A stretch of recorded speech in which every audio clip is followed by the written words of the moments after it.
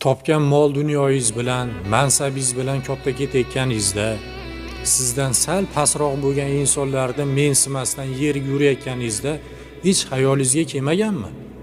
Bu narsalarni tashiyman, ketaman. Mehmonman bu dunyoga. Boradigan joyim o'zi 2 metrlik chuqurlikdagi qabr bo'lsa, nimamga katta ketaman? Bu mensimayotgan insonim ham shu holatda ketsa, hech nimasiz. Men boy badavlat bo'lib turib, mansabdor bo'lib turib, ketadigan joyim xuddi o'sha kambag'al inson bilan bir xil bo'lsa, nimamga katta ketaman?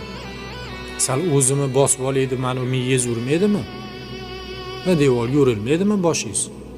Nimangizga katta ketyapsiz? Tashab ketadigan narsalaringiz bilan katta ketmang. Hammani bir xil ko'ring.